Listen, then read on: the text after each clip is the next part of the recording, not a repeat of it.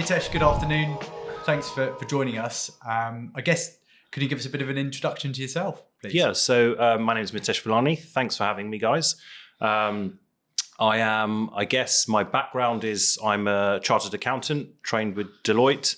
I've run various businesses since coming out of Deloitte. I think I did mergers and acquisitions there for a year or so, trained in audit, came out, and then I've got this kind of entrepreneurial spirit or bug that sort of possessed me and took control.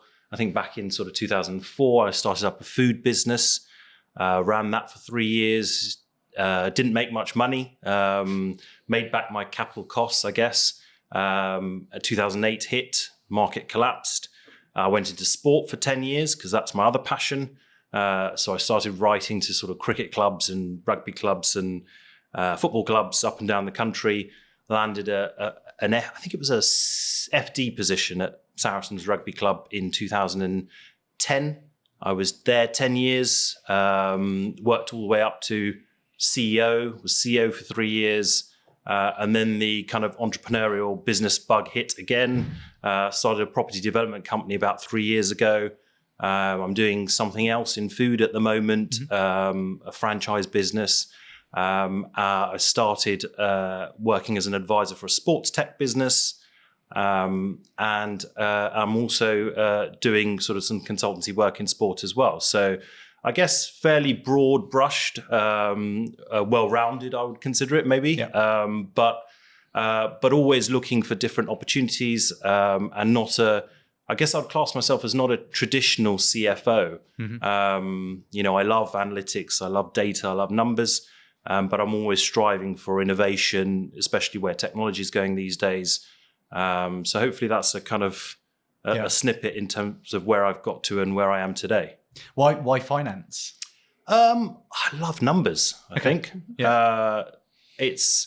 And I really see numbers as more of an art form, actually. I mean, I did maths at university, and actually pure maths, but I like that form of measure and that ability to take something and analyze it, and lift up from the numbers and then have some sort of, I guess, analytical views on the numbers and where they're going and how we extrapolate and then what we do and the actions we take from those numbers. So that's, I guess, why finance was a kind of natural progression for me. ACA, I think it's just because I'm interested in business and I'm interested in how businesses grow. Maybe it's my background, kind of quite an Asian background where, a lot of people, my cousins or brothers, sisters go into kind of finance, law, medicine, maybe a little bit more vocational courses as well. But that's where it kind of stopped. I didn't want to go into banking, but I wanted to come out and do a more kind of entrepreneurial type of career path. Yeah. Right. Talk about the entrepreneurial career path. And I guess it sounds like you've started a business that didn't necessarily go the way you would ideally have wanted it in the food business. What did you take from that? And I guess, what did it give you for then your future career as well? Yeah, I think if you look at the career path of a CFO, it's very much maybe ACA, CIMA, ACCA, whatever it is, through a professional service sort of firm, and then into market, industry, maybe into banking if you're in that sector, or manufacturing or whatever it might be. And I think kind of taking that turning point and going and starting something myself was, in my opinion, invaluable because it gave me the ability to understand things from a different perspective, maybe a left field perspective. We were hiring people on minimum wage, which is completely different to dealing with someone who's, a professional ACA qualified coming out of a, Russell Group University. So, and the ability to then, liaise with, motivate those type of people, understand where they come from and background, is something that's quite invaluable. And I think that's probably the best learning I took from it is in terms of how you motivate different types of people. Yeah. Did you see it as a failure in terms of maybe it didn't go to the great expectations you would have had for the business? And did that help you learn emotionally how to kind of cope with those challenges, sort of that personal resilience stuff? Is there anything else emotionally you took from running a business and then maybe having to take a different path? Yes, definitely. I mean, it impacts your kind of home life as well. So 2008, I was getting married. I was trying to buy a property with my then fiance. But I wasn't earning any money, and I could have earned decent money at Deloitte. So, you're taking this kind of leap, and it is a bit of a leap of faith. But I wouldn't have it any other way. But there are stresses and strains involved with it, and I've done it several times.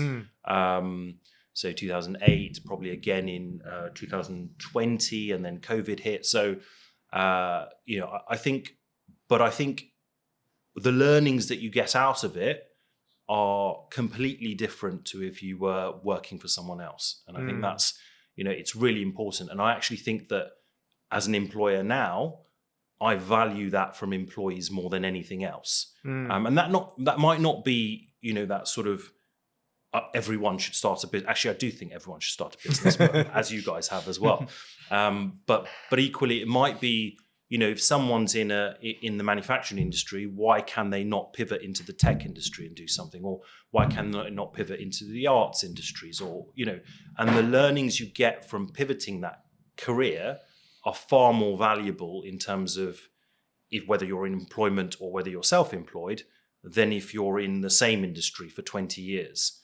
And I actually think that the recruitment industry is a little bit behind it on that basis. And they have to catch up with what's happening globally. And when we look at, maybe China or India and certainly US in terms of Silicon Valley and how they do things, we've got a lot of catching up to do. And when we look at the labour market in the UK workforce, 5-10 years from now, what's that going to look like? And I think that's something that I think even government should be looking at. What do you think the recruitment sector can do better? Just have, I guess, a little bit more of a less tick box exercise in terms of the candidates that they're looking for. Yeah. If you have a candidate that's, it shouldn't be, well, you need to have run a business that's 20 million turnover or 50 million turnover or 100 million turnover and, 50 staff or 100 staff. Or, it's got to be, what challenges have you faced and how have you overcome those challenges?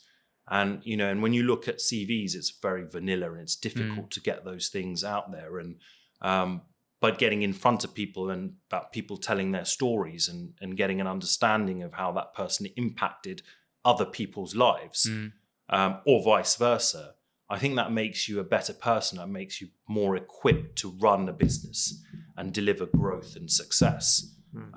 So I think, I think those are probably the things that recruitment consultants need to get kind of under the skin of.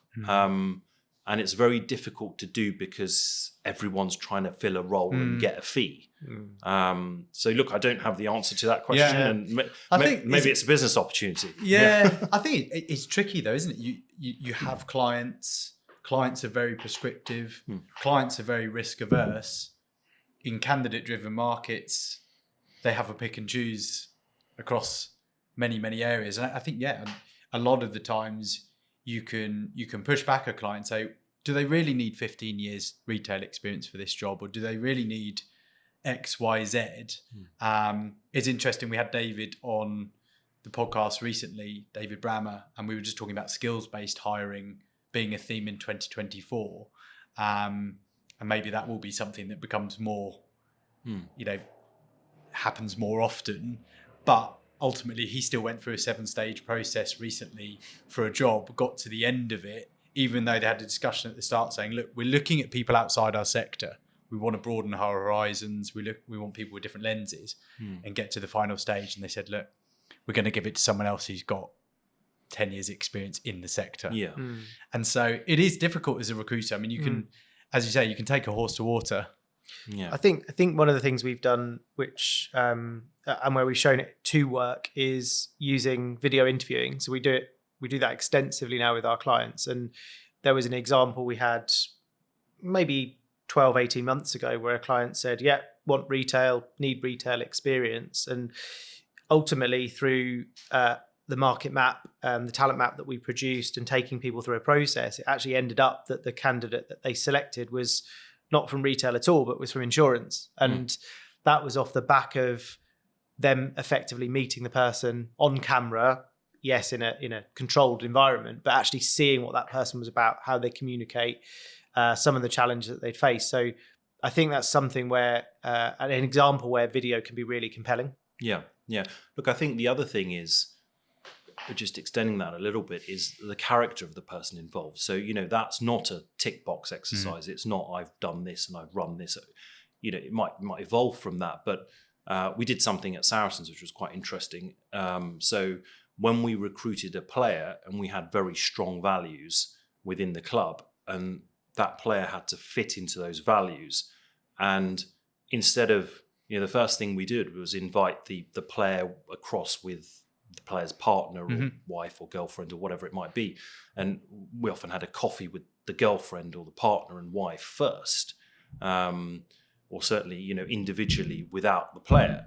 And that gives you an interesting perspective into the life of that player and whether they would actually fit into the mold of, say, a family-centric club or not. And, I'm not saying that every employer should interview not only the employee but also partner. But there is something to be said about the home life and the way you were brought up and what you've done and challenges you've faced, and maybe it should be outside of those. Certainly within, if you've got 7 interviews for a job, you should have the time to actually go and work out what this guy is like or what this girl is like outside of work. That's become quite widely adopted now, hasn't it? In sport, but in particular, clubs. I'm a Norwich City season ticket holder for my sins, but they talk a lot about, players needing to match the value set and needing to be the right kind of person for the dressing room. If you think about any business being like any competitive sports team, it makes sense, doesn't it? That you would want your board to be a competitive, diverse, inclusive, high-performing team in the same way that footballers and rugby, I guess, has done that over the last kind of 5-10 years as well. No, absolutely. And I think that those learnings are mirrored and transmitted quite a lot as well between sport and business, and it's been done a number of times. And we launched something called the Saracens Way. Was launched by, I think, a player called Neil de Kock, and then taken up by a chap called Will Fraser, who still runs a business in that sector now. And it's about that ability to bounce back from failure, that ability to motivate individuals, get the dressing room up, when you're down. That is definitely, transferable into business.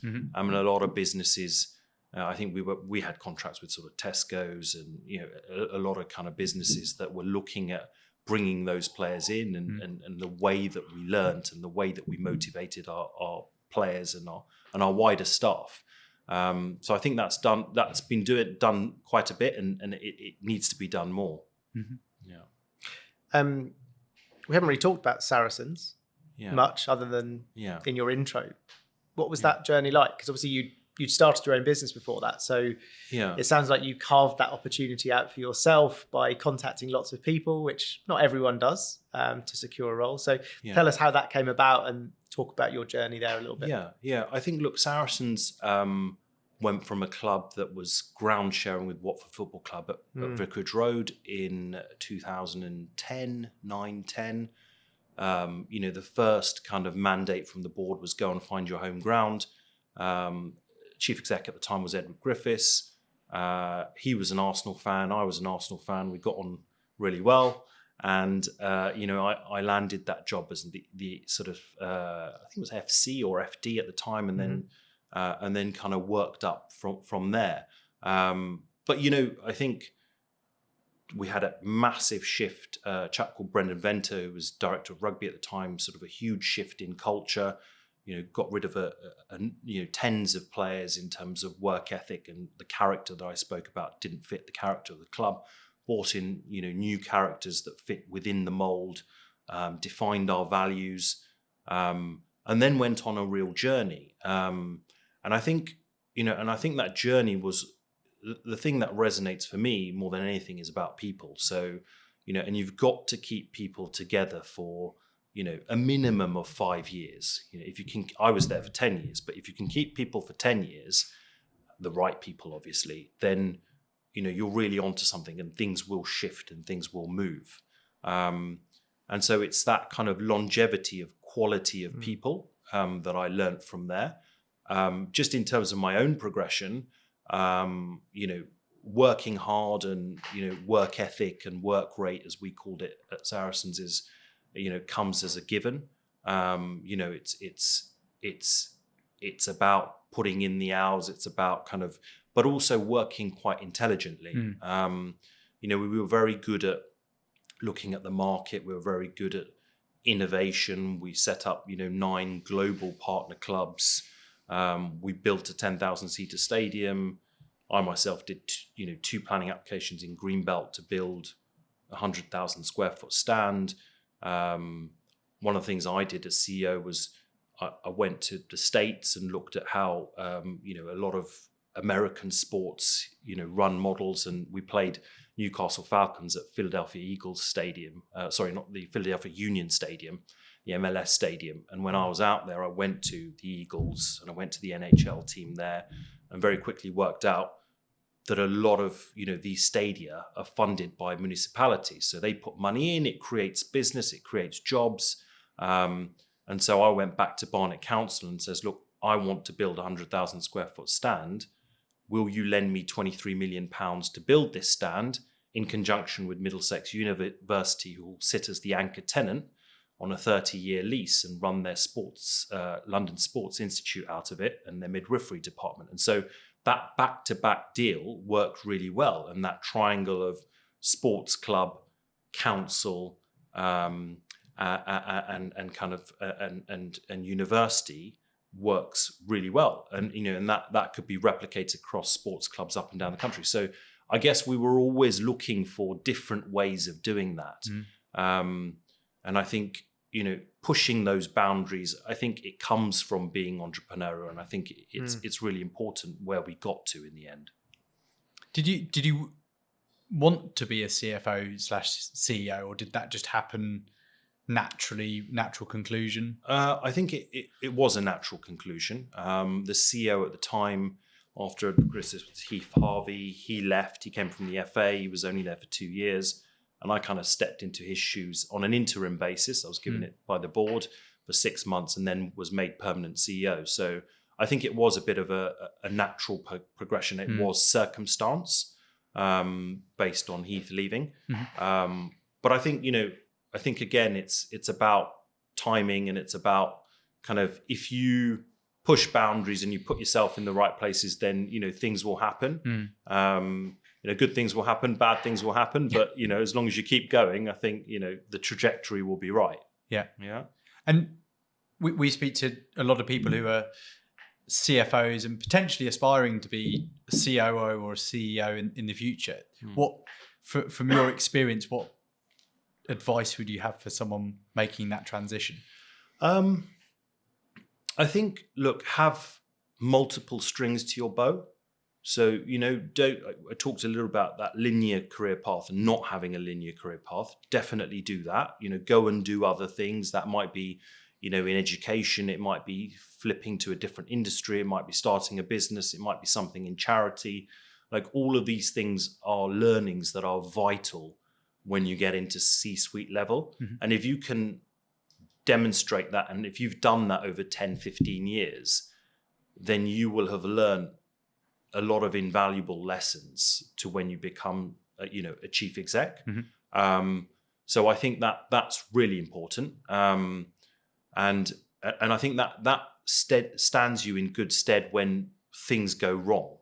And I think, and things will go wrong. And if you've got those different learnings, then I guess your toolkit will be better placed to actually deal with those things as a chief exec. Yeah. And in the toolkit for CEO versus CFO, where did you have to grow most? I think probably the ability to be in multiple places and on multiple calls at the same time. It's not physically possible, but your mind has to be in different places, and just having that and juggling that is very, very difficult, because the number of stakeholders that you have to address and you're responsible to just multiplies overnight. And I think that's a really difficult skill set to have. And I actually think that you certainly can't learn it from a textbook, and the only way to learn it is when you're in the job. And where that has a really strong impact is then at home. So, as Saracen CEO, I was away every weekend, home away game, then into quarterfinals, semi-finals, and finals. So, if you're, and I do have 2 young children, so you have to try and balance that at home, and that is really difficult to do. I think and you only really can do it through learning through your mistakes. I guess sport in itself, that is an incredibly difficult one, in that, as you say, you are committed to stays away trips, etc., which isn't the same as every job. It's kind of unique, isn't it? Different stresses, but unique in relating to sport. But where it's synergies with other industries, I guess what I'm trying to articulate is that it's about being in the moment. So we talk a lot about that in sports, actually. So in the moment. So when you've got the ball, you've got half a second to get rid of it. You have to be in that moment and make that decision instantly. And I guess it comes from instincts. It comes from training. But the same thing applies when you're in business. So every time you do something, you should be in the moment of when you're doing that particular thing. So if it's at home and you're 2 hours with your kids, then we have something at home where when you come through the front door, you have a phone box, and you post your phone through your phone box. And for those 2 hours, 6 to 8 or whatever it is, you're not allowed to touch your phone. You're not allowed to look at your phone. So you're in the moment. You're having dinner with your family. At the same time, if you're at a business meeting at 8 o'clock, you don't take phone calls while you're in a meeting with someone else. My wife often says, like, when you're out for dinner with someone, you wouldn't, you shouldn't have your phone on the table. Like, you don't go for dinner with someone and then have a book and then you read a page of the book while you're kind of having dinner and having a conversation. So why should you have your phone there flicking onto it? So it's those kind of things where I call it in the moment. But if you can apply yourself, and there's lots of books written on this, I guess, but if you can apply yourself to be completely into what you're doing, you'll have the best possible outcome. And it should be kind of short bursts of that intense. So it's a really good, I think, discipline to learn, probably, and I'm sure you've taken it forward into now working for yourself again. Once you've got it, and once you know what kind of blocking time, working in a kind of a flow state, focusing on one task can help you achieve, you kind of don't go back. I don't think you do. I presume you've taken that forward. No, it becomes ingrained. I guess it's like muscle memory in sport, right? So you understand, and you look, as you mature. I'm early 40s now, but as you mature, you kind of understand yourself a little bit better. It's not the same for everyone. People have different levers that they pull to get the best out of themselves, and you understand different levers to pull to get the best out of other people as well. So I think it's about maturity, it's about learning, but maybe it goes back to my point around sort of diversity in your skill set and what you've learnt. And if you've got that, you can come to a better conclusion. You can understand yourself better. And you can certainly give more output, or your output is far better than if you don't understand those things. I definitely need a box to put my phone in at home in the evenings. I think my other half would say that. I think it's I've noticed it culturally in Spain, having spent some time there, that actually it's really frowned upon to have your phone out on the table in any dinner. They just don't do it at all. And culturally, if you're out with your kids and you're in a playground, you don't look at your phone. If you do, someone will comment at you in Spanish saying, "Why are you looking at your phone? Yeah. You're in a playground with your kid." Yeah. So we're It's not very tricky though, good at isn't that it? in Britain. We're not very good at that It's here. tricky, isn't it? No. It's a by nature addictive device designed to get our attention. Yeah. And I think when you layer on top of that entrepreneurialism and running your own business and, Yeah. you know, rightly or wrongly, you miss that call and it Yeah. costs X or something happens or you miss an emergency call. It's a challenge. I'm not saying it's right, but you know, you can see where the but you know, the issues come I'm not from. talking about, you know, don't touch your phone for days on end, No. right? An hour or 2 hours, it doesn't cost that much. No. You know, and I think you know, when you come back to it and you've been off for 2 hours, your productivity is up in the hour that you're on it, because you've stepped away from it. You know, often, you know, when people are solving problems, you know, and they, you know, if they're ingrained in it for an hour, you know, take a break, come back, and you'll suddenly solve the problem. And it's a similar sort of mindset. Yeah. Could argue it might cost you more in a divorce. You obviously mentioned things will go wrong. Yeah.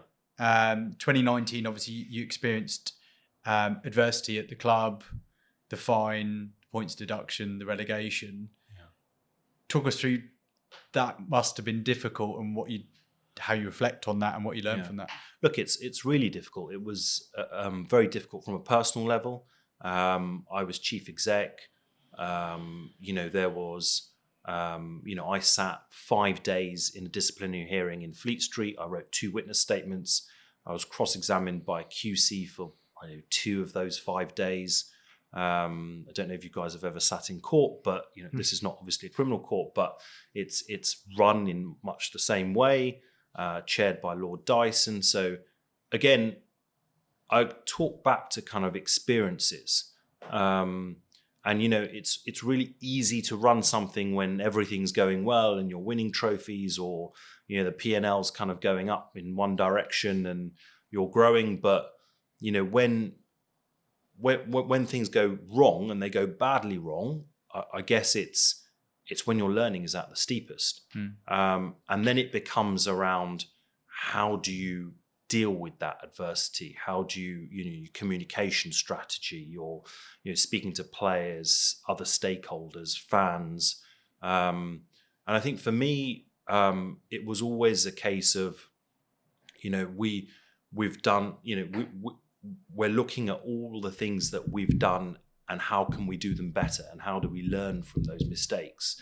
You know, did Saracens make mistakes? Absolutely, 100%.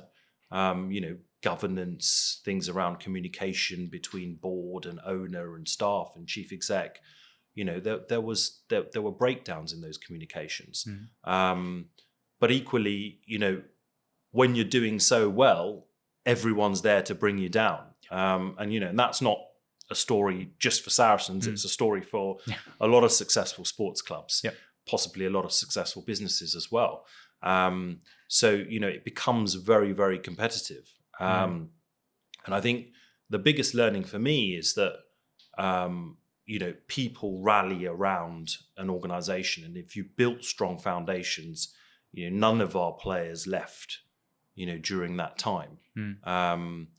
And they stayed together as a unit. You bounce back up and then you come back and you win a premiership. So it speaks to, I guess, the strength of an organization, its values, its culture, you know, and not to say that an organization is perfect. No one will ever achieve being perfect. But the strength of what you've built is shown at adverse times. And that's what we showed through that particular period. And I think, you know, I think actually on reflection, it was probably a necessary evil for rugby generally. You know, I was around the table when we did a deal with CVC and we sold 27% of the league for 200 million in, I think it was 2018 or 19, just before the salary cap incident. So, you know, we were trying to commercialize rugby. I've always described rugby as possibly, you know, 1 foot still stuck in the amateur days and 1 foot in the professional days. It's still got a long way to go. It needs to innovate as a sport. Look what cricket's done. And I think the whole salary cap thing was a necessary evil to try and revamp all the rules and regulations, not only for Saracens but all the clubs and the league, and I think it's in a much better place now than it was 4 or 5 years ago. And I think that it's on a journey, and I think there's still lots to do from a commercial perspective, but certainly from a legal and governance perspective, people now understand the rules a lot better. They were rewritten, over COVID, and I think where the sport is in a better place. Do you think, despite obviously the outcome for Wasps and other clubs seemingly in trouble, that the outlook is bright? I think Wasps and Worcester were a consequence of COVID, but I think the financials of rugby need to be hugely improved on, and by that I mean the sport needs to innovate. It needs to be it needs to call out to a different market. That potentially the game on the field needs to change. How can we get younger people involved? And all of these things are things that I know for sure that Simon Massey-Taylor at PRL, the RFU, they're kind of looking at, and I think there is a lot of potential there. And I think probably Worcester and Wasps is a kind of necessary evil as a reset, as a consequence of COVID, as maybe salary cap was for us in terms of revamp of regulations and governance. And I think that gives the ability or the chance for the sport to then have a reset and then be on an upward trajectory curve, which I think it can achieve. Yes. Yeah. Great. You're obviously into numbers, data. Yeah. You've sat in the CFO seat. Last year's theme we can't get away from is artificial intelligence, and seems to carry on into 2024.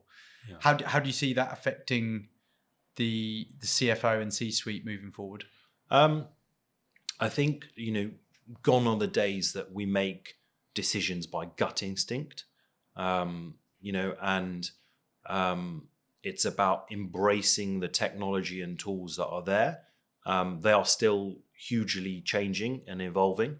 But and it doesn't, let's say from a CFO's perspective, it doesn't necessarily mean that you've got to be a software engineer or a data analyst, or you need to have certain skills, transferable skills. You have to be malleable, flexible, but the CFO department needs to have people who are good at data. So you would go and hire a quant or someone who is a data analyst who can then plug into your function. And then you need the people who can actually, potentially would be yourself, who can extract that data and actually understand that data and make decision making from that data. So going back to Saracens, we hired a quant from Goldman Sachs to look at all of that data on the pitch. And I think we're probably the only team that did that. And I think that gave us a competitive advantage on the pitch. So things are only going to move more and more in that direction. And I actually think it's not about, getting rid of roles or making people redundant or reducing the number of people. I think it's just about embracing technology and having maybe people who are slightly more on the side of critical thinking, because they're having to analyze this data and use these decision-making tools or the data to make certain decisions that are going to put the business in a really good set for and make it competitive in the market. So at the end of Saracens, you kind of go and do some more entrepreneurial things again. It sounds like you're involved in lots of things. Where do you think you are on this kind of career journey for yourself? Still, as you said, mid-40s, long way to go, right? Yeah. So what do you want for the rest of your career or your entrepreneurial itch? What's for your future? I don't know. I don't think too much about planning the future. I don't think, in 5 years' time I want to be, chief exec of this, or in 5 years' time I want to travel to another country and work there. Or I don't really have I'm more a person that believes in living in today. So and making the most of every single day. So I will go and make have contacts. I'll go and have coffees. I'll go and talk. I'll go and speak to people and just create, I guess, avenues that I can explore. And once I sit with someone and there are synergies there, I'll just go in the moment and I'll explore that, and that will lead to, for example, at the moment I'm working with a healthcare business, and looking at kind of NHS waiting times, and looking at how we can use sports clubs to potentially build hubs that will have medical facilities on site, which will reduce clubs' medical costs, but also tap into reducing local NHS waiting times. So and that just came out of a conversation with someone. And so I guess to your question, Rory, I don't really think about 5 years' time. I think about what I'm doing today, how excited I am about all the different things I'm doing today. And I try and apply myself in the best possible way to what I'm doing today. And I think that's how I kind of work. Kind of sounds like there's a mantra that's come up from another guest recently of saying yes to things, just putting yourself out there. Will you come on this podcast? Yes. Seeing opportunity in those. Yeah, there is. And also, a lot of people say they don't have time to do things, but maybe going back to a sports analogy, but the best players always seem to have more time on the ball. They have more time to pass. They have more time to look up and make that decision. So, in some ways, business is the same thing. If you've got, a diverse skill set, you can handle multiple things, and there's plenty of time. And I think that is just something that I've learned along the way. And you're right. I don't say no to a lot of things. Well, actually, I say no to quite a lot of kind of investment decisions and stuff around property and things. So, but because I've got an analytical brain and I think about things very carefully, but I will never say no to doing the piece of work to have a look at or analyze or have a conversation about whether that thing is right or not. I'll always explore it to the best of my knowledge and my ability, and then I'll make a decision. Back to the AI theme, are you playing around with ChatGPT now and plugging in your Excel models and interrogating it for decision making around investments and things like that, or is that not in your general zone? I've tried it, but I don't think it's developed enough to I think it's a way off that. I think it's good for certain questions and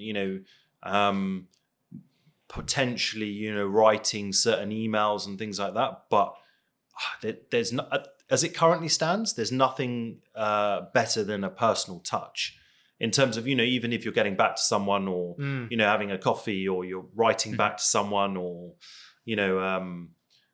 and so I don't think it's quite there yet. Whether it will get there or not, I'm not sure. I see it more as a tool to support, and I see it more as a tool to assist, rather than replicate or replace. That's how I'm using it at the moment. Definitely. Yeah. There was I don't know if you saw this week, there was a deep fake of a CFO in Hong Kong, which defrauded a company of 25 million. I think there's some issues for CFOs and boards now in terms of cybersecurity, fraud, etc. That must be at the forefront of people's minds, I imagine. Yeah, definitely. I mean, just to elevate that a little bit. I mean, 2024, 60 countries are going to democratic elections.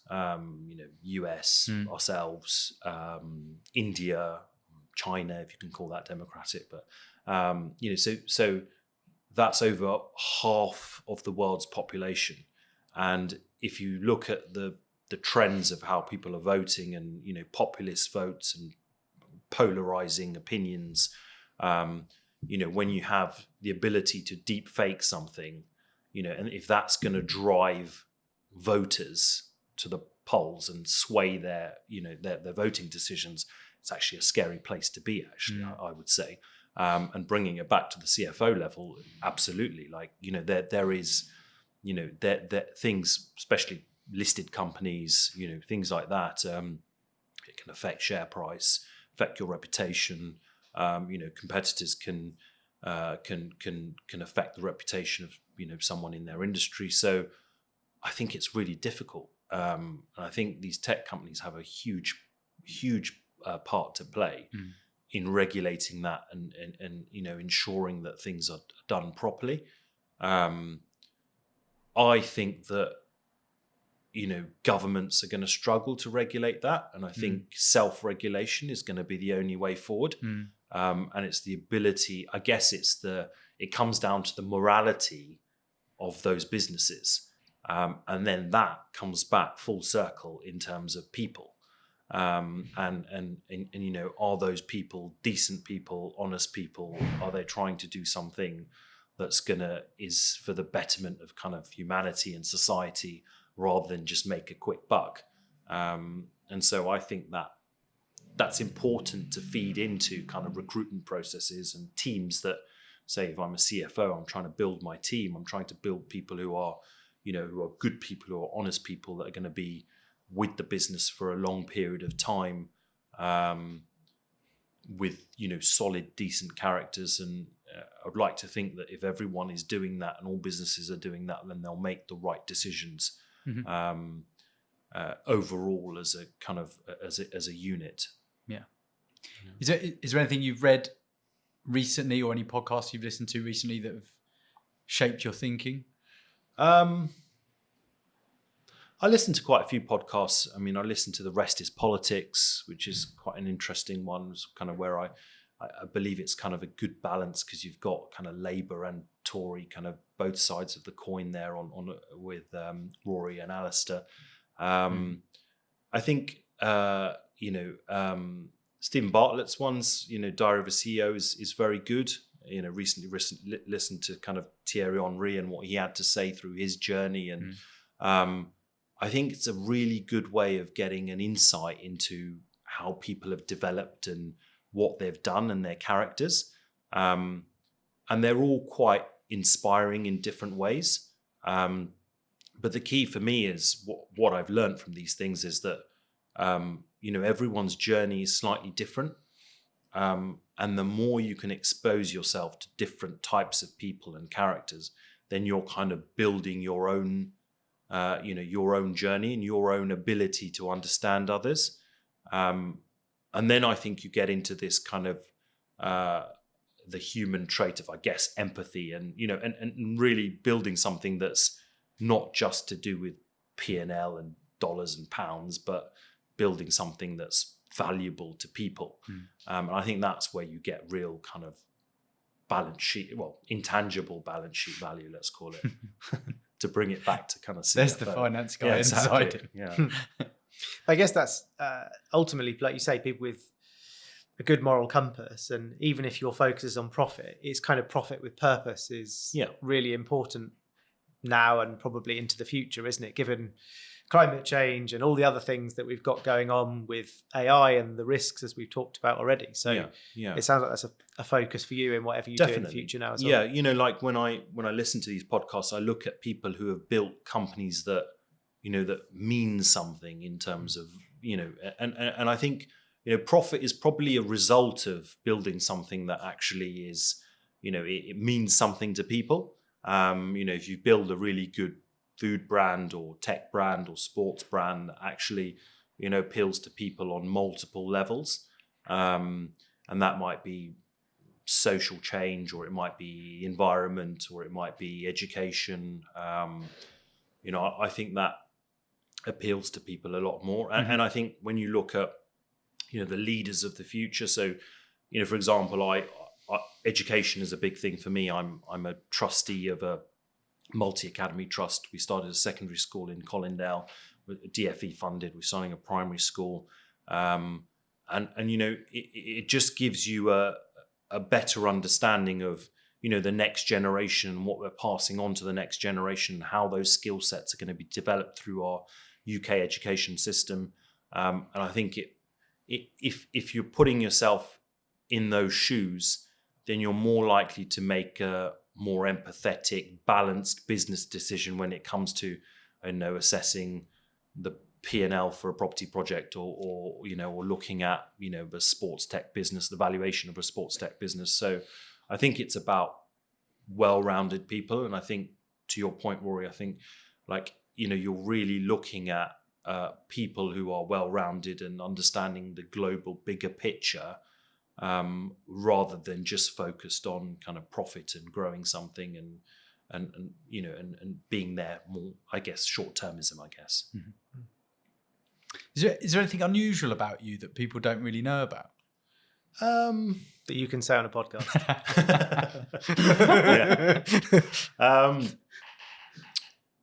I think no, I don't think so. I think it's probably that journey around, flip-flopping around things. I think that's probably quite unusual. Yeah. And people find it difficult to do. And it's a pain in the arse to sometimes work with and probably live with at home, to be frank. But it's something that makes me. It's part of my DNA. It's part of my character. Yeah. When my grandparents came to this country in early 1960s, they came from Kenya, and they had, a couple of pounds in their pockets, and, they worked 2 or 3 jobs, and they had to build something in the UK, and they came for a better life. And, that kind of work ethic is kind of instilled in me. And a lot of them, couldn't find jobs at that time, so they had to start their own businesses, and, that kind of ability to, I guess, ebb and flow through life, with a very strong focus on education and I guess like a professional qualification, is something that you don't often find. And I think that's probably, the thing that defines me most in my kind of business and career and even home life to this point, I would say. Do you worry about that as a father? I know something I think on, and I don't know if Neil does as well, but I think with the fact that you have worked hard, successful career, hopefully we've done the same. You can give your kids a lot more opportunity than maybe you had. I came from dad owned a car garage, whatever. Mum worked in a sports and leisure centre. We didn't have a lot of money, and so part of that helps you build kind of grit and resilience. And our kids maybe won't have that, because hopefully we've been successful and we can afford them more privileges and luxury. And I do worry about that from a, generation on generation. Are we losing that kind of natural grit that our generation, I guess, had to have? Yeah, I think that is definitely a thing. I think, if I just roll it back to my own example, if I take it back 2 generations to my grandparents, who came to the country with nothing and then, relocated with no job or anything, I'm never going to be able to replicate that. So I think push it forward 1 generation and look at my kids. They've got I guess they've got an easier life, in inverted commas. I think they definitely have from a maybe a monetary perspective, or a comfortable living perspective. I think what's going to be important for them is how they challenge themselves in a growing, I guess, global market. So they now have the ability, if they choose, to go and study or work in China or India or Spain or whatever it might be. And I think they have to take those opportunities. So at home, I call it, I guess you have like schooling, and then you have homeschooling. But, our ethos at home is to say, well, push yourself, do the things that you're not comfortable doing. Put yourself up for that audition. Try and involve yourself in the sports team, or, try and play a musical instrument, or whatever it might be. Take yourself out of that comfort zone. And I think my wife and I are always pushing the kids to try and do that. And I think that's my response to kind of, the next generation being comfortable. They need to push themselves outside of their comfort zone, which won't necessarily be, throw everything away and go to a country and try and start up something. But whatever you can do, go and learn another language. That kind of, I guess that way, that instinct to push yourself is something that we're trying to instill in our kids, which will hopefully give them resilience and learning from failure, because whatever they push themselves in, they're not going to be successful in everything. And I think that's my kind of mantra going forward. Yeah, no, definitely. I didn't expect the podcast to be me asking you for fatherly advice, but I absolutely appreciate that. Just don't give them any pocket money. But I do think, like you say, it's an analogy for work as well, right? People that we've hired, people that we continue to work with, it's about pushing yourself, taking yourself out of the comfort zone, doing the things that are uncomfortable as often as possible. Actually makes you better. So, and I think if I'm running a business, regardless of how big that is, if you're going to make your next recruit, just think about the fact that, you want someone that's going to give you a fresh pair of eyes, that's going to look at something left field, and is going to come in and not necessarily rip everything up. Obviously, you want stability and you want growth and you want, a stable trajectory. But someone, if I'm in the tech sector, if I go and hire someone from sports, who's been captain of a team, a professional sports team, they're going to input a lot more than if I go and, certainly a different type of input than if I go and recruit someone, from C-suite sports tech business or tech business. And I think people are doing that now. I think people are understanding that gives you a lot more. And that's where I think the recruitment industry is shifting and probably needs to shift a bit faster and a bit quicker. Brilliant. Mitesh, thank you very much for your time today. Thank you, Neil. And we'll hopefully speak to you soon. Thank you very much. Thanks for having me. Nice to meet you again. Cheers. Cheers.